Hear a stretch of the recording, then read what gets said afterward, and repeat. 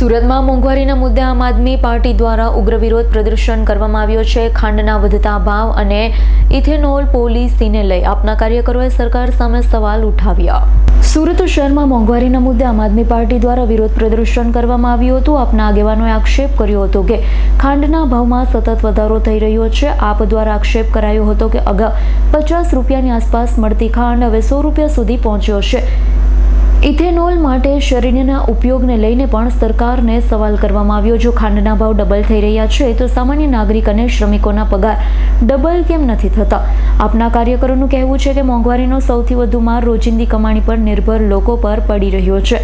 સાથે જ પ્રદર્શનકારીઓએ સરકાર પર મૂળભૂત આર્થિક પ્રશ્નોથી લોકોનું ધ્યાન હટાવવા માટે જ્ઞાતિ અને ધર્મ જેવા મુદ્દાઓને આગળ ધપાવવાનો આક્ષેપ કર્યો। આપની માંગણી છે કે સરકાર મોંઘવારી પર કાબૂ મેળવે અને સામાન્ય જનતાને રાહત આપે। जी मारू नाम दिनेश जिकादरा है। आज आम आदमी पार्टी तरफ थी आज खांडना भाव में वधारा थयो छे ए बाबते अने E20 इथोनॉल वाळो जे पेट्रोल छे जे आपणे शेरडीनो जे रस जे खांड पण एनी बने छे ए आ नेताओने भ्रष्ट नेताओने खबर न रही, कारण के ए लोको कई जग्याएथी ब्रिज कई जग्याएथी मोटा मोटा रोड निकळे छे ए एने खबर होय ने कई जमीन जल्दी सस्ता भावे खेडूत पासेथी खरीदी लेवी અને કઈ રીતે બિલ્ડરોને મોંઘા ભાવે વેચવી એટલી જ ખબર પડે છે। એ લોકો ભૂલી ગયા હતા કે જે આ E20 પેટ્રોલ બનાવવા માટે જે ઇથોનોલ વાપરવામાં આવે છે, ઇથોનોલ પણ શેરડીમાંથી બને છે અને શેરડી તમામ શેરડીનો જથ્થો ઇથોનોલ બનાવવામાં વાપરી નાખ્યો એટલે ક્યાંક ને ક્યાંક જે આ ખાંડ છે તો ખાંડના ભાવની અંદર વધારો થઈ ગયો છે અને આજે સુરતની અંદર 100 રૂપિયા સુધીના ભાવ છે અલગ અલગ દુકાનો ઉપર, ક્યાંક 70, ક્યાંક 80, ક્યાંક 100 રૂપિયા। તો આ सामान्य वर्गનું पब्लिक છે એની માટે આ ભારણ છે, કારણ કે જે સસ્તા ભાવની ખાંડ જે હતી એ જે લોકો મહિના 2 મહિના 6 મહિનાના સ્ટોક રાખે છે ઘરની અંદર એ લોકોને કોઈ પ્રોબ્લેમ નથી, પણ જે રોજનું લાવી અને રોજનું ખાય છે અથવા 15 દિવસનો 10 દિવસનો જથ્થો ઘરમાં રાખે છે એવા સામાન્ય વર્ગના માણસો છે એ લોકોને ખાંડ જે 50 રૂપિયા આજુબાજુ મળતી હતી એ આજે 100 રૂપિયા આજુબાજુ ખરીદવી પડશે।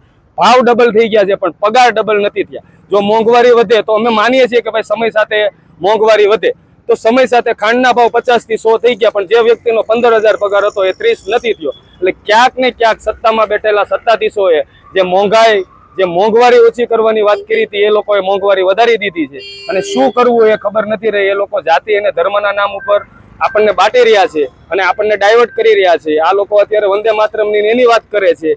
જો ટકા આપણે વંદે માતરમ ગાવું જોઈએ એ બધા પોતપોતાની ધાર્મિક માન્યતાઓ અને પોતાની સમજણ શક્તિનો અભાવ હોય કોઈને, પણ હું તો એમ કહું કે ભાઈ આજે ખાંડનો ભાવ 50 નો 100 થઈ ગયો તો એ કેમ અડધો નથી થતો, એ કેમ વધી ગયો તો પગાર કેમ ડબલ નથી થતો? તો આ સામાન્ય પ્રશ્ન છે, આ પ્રશ્ન ઉપર ધ્યાન દેવું જોઈએ। ખાલી હિન્દુ મુસ્લિમ જાતિવાદમાં બાંટવાનું અને અલગ અલગ રીતે પેલું કરવું, અત્યારે આરક્ષણ અને અનામતનો કંઈક મુદ્દો નવો લાવ્યા છે તો આ નવા મુદ્દાઓથી હટી અને સાચા મુદ્દા ઉપર આવવું જોઈએ એવું અમારી માંગણી છે અને આ ખાંડના ભાવ ઘટવા જોઈએ। વરિયા મનીષા અને ખાંડ બાબતે આજે બધા અમે એક સંગઠન બનીને આવ્યા છીએ। તો ખાંડના ભાવમાં વધારો થયો છે। પહેલા 60, 65, 45 રૂપિયા ખાંડનો ભાવ હતો, અત્યારે અમે 5-6 દુકાને ખાંડનો ભાવ પૂછ્યો ત્યાં અત્યારે 75, 80, 85, 90, 100 સુધીના ખાંડના ભાવનો વધારો થયો છે। તો જે સામાન્ય લોકો જે છે એને તો કંઈ પ્રોબ્લેમ છે નહીં, પણ જે નીચા લોકોના માણસો છે જે રોજનું લાવીને રોજનું ખાતા હોય એ લોકો કઈ રીતે આ ખાંડનો દુકાનદાર પાસેથી લે છે? એની પાસે તો પૂરતું પૈસા પણ નથી હોતા। જે ખાંડના ભાવમાં વધારો થયો છે તો એનો તો કોઈ પ્રોબ્લેમ નથી, પણ માણસના કામમાં પણ વધારો થવો પડે ને, સેલેરીમાં પણ વધારો થવો પડે ને। તો સરકારને એટલું વિનંતી છે, આજે અમે સંગઠન કરીને ભેગા થયા છીએ તો સરકારને અમારે એટલી માંગણી કરીએ છીએ કે ખાંડનો જે ભાવ વધ્યો છે એની સામે અમારો પગારની પણ અમે માંગણી કરી છે કે અમારો 15,000 પગાર છે તો 3 વર્ષ હું જોબ કરું છું તો હજી મારો 15 જ છે તો એમાં વધારો કેમ નથી થતો? તો સરકારને આ બાબતે થોડું ધ્યાન દેવું જરૂરી છે।